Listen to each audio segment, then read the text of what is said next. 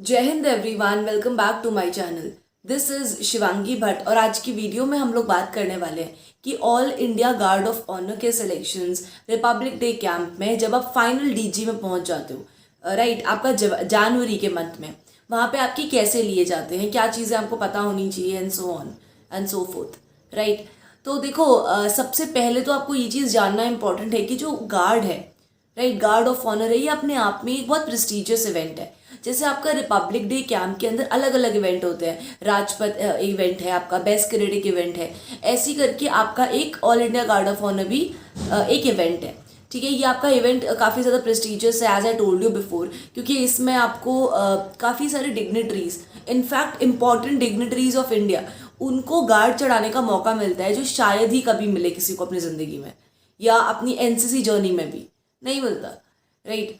जैसे आपके हो गए chief of army staff, navy staff, air force staff, है ना, फिर आपके president, prime minister of India, defence minister, ठीक है, इन सबको गार्ड चढ़ती है, ठीक है, by the cadets who are finally selected inside.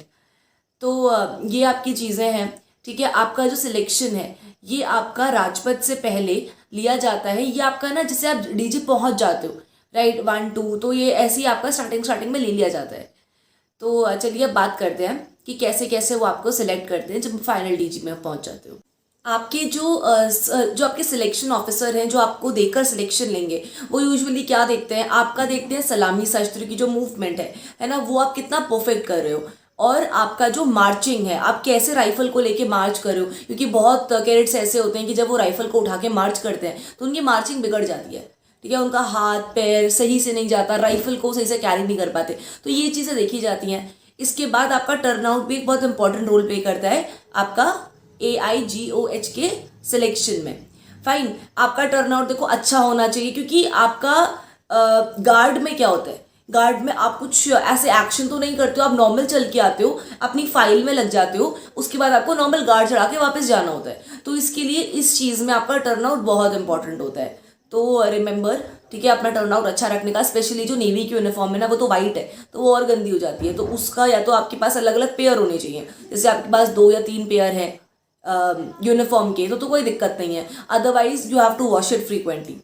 और एक और चीज़, जब आप ना फाइनल अंदर हो जाते हो ना गार्ड ऑफ ऑनर के, तो तब आपको एक यूनिफॉर्म का नया पेयर भी मिलता है। So don't worry about that कि एक ही यूनिफॉर्म है, एटलीस्ट आपके पास 2 यूनिफॉर्म तो हो ही जाएंगी।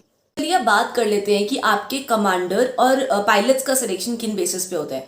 देखो, आपके जो कमांडर है ना, वो हर विंग से 2 2 सिलेक्ट कर लिए जाते हैं। जैसे कि आपका आर्मी, नेवी, एयरफोर्स, तीनों में से 2 2 2 कमांडर सिलेक्ट कर लिए जाते हैं। एक कमांडर तो आपका मेन होता है, ठीक है, जो आपकी कमांड देगा। अगला वाला होता है कि अगर इन केस कोई दिक्कत आ गई, ठीक है, तो रिजर्व में जिसको रखते हैं, तो वो आपका सेकंड कमांडर हो जाते हैं।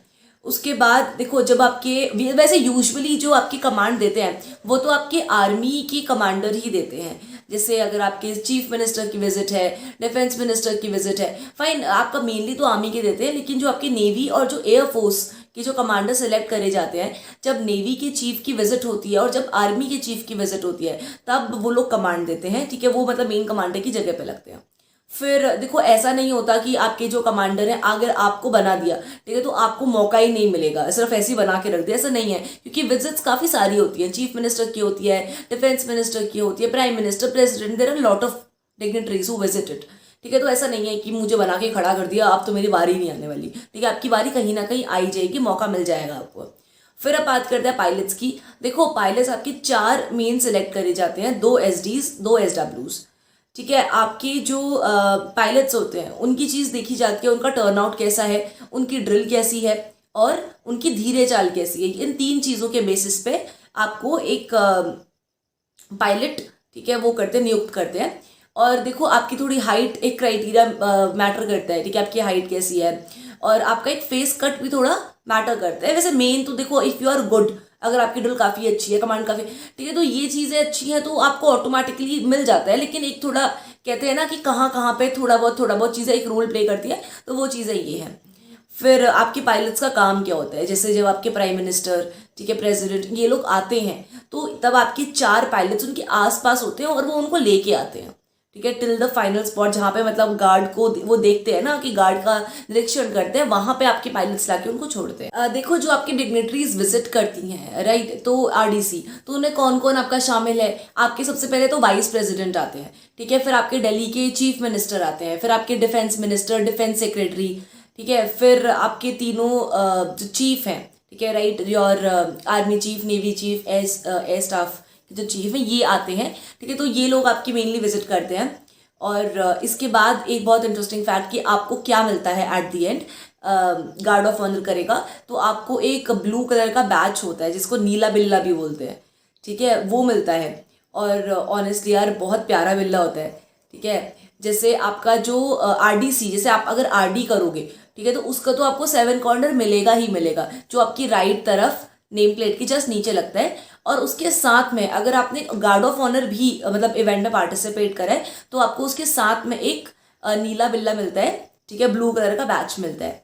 तो आज की वीडियो में बस इतना ही था, ठीक है। आई होप कि आपको अच्छी इन्फॉर्मेशन मिली होगी, ठीक है। आप लोग जो इन्फॉर्मेशन मिली है इसको आप अच्छे तरीके से यूटिलाइज कर पाएंगे और अच्छे से देंगे सिलेक्शंस अपने, ठीक है, और इस पार्ट को एंजॉय करेंगे। पता है इनफैक्ट काफ़ी सारी ना नई नई चीज़ें भी मिलती हैं, जैसे काफ़ी सारी डायरेक्टरेट्स में जो गार्ड ऑफ ऑनर के बच्चे होते हैं उनके लिए स्पेशली चॉकलेट्स आती हैं, कहीं कहीं पे उनके लिए पेस्ट्रीज आती हैं, ठीक है। तो ऐसी सब चीज़ें भी आती हैं और जो बहुत यादगार होता है।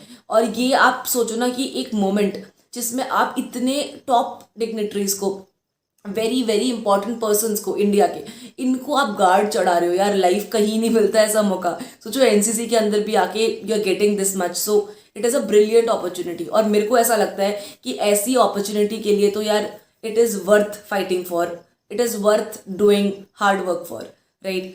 तो चलिए ठीक है, मिलते हैं नेक्स्ट वीडियो में एक नए फ्रेश टॉपिक के साथ। टिल देन टेक केयर, जय हिंद।